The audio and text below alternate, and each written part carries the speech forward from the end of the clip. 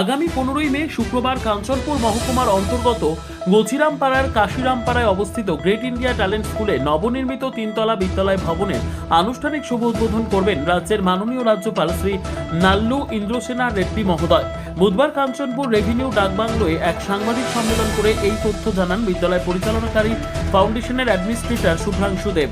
তিনি জানান 2017 সালে মিজোরাম থেকে আগত শরণার্থী পরিবারগুলোর শিশুদের শিক্ষার কথা চিন্তা করে গছিরামপাড়ার কাশিরামপাড়ায় বিদ্যালয়টি প্রতিষ্ঠা করা হয়।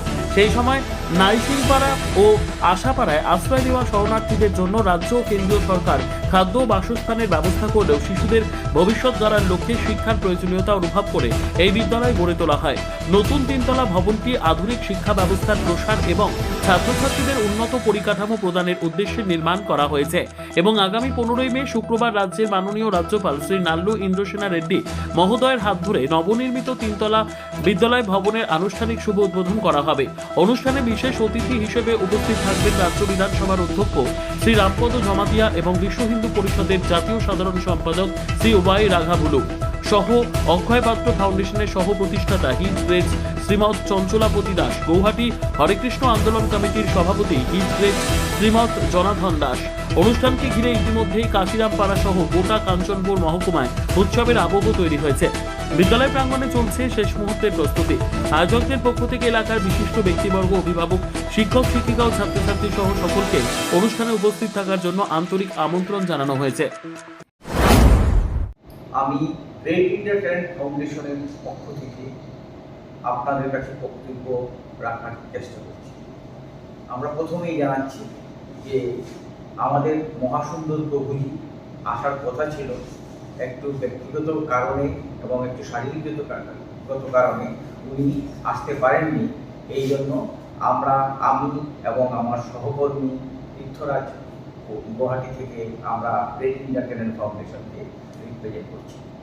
গ্রেট ইন্ডিয়া ট্যালেন্ট ফাউন্ডেশন 2017 এখানে স্থাপিত হয়েছে।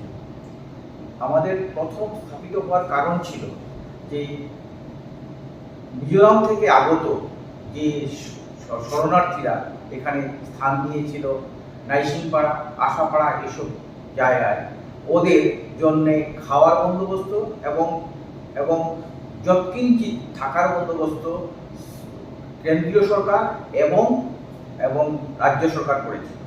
আমাদের মনে তখন প্রশ্ন জেগেছিল যে এই বাচ্চাদের জন্য কে, ওদের জন্য কে ভাবছে।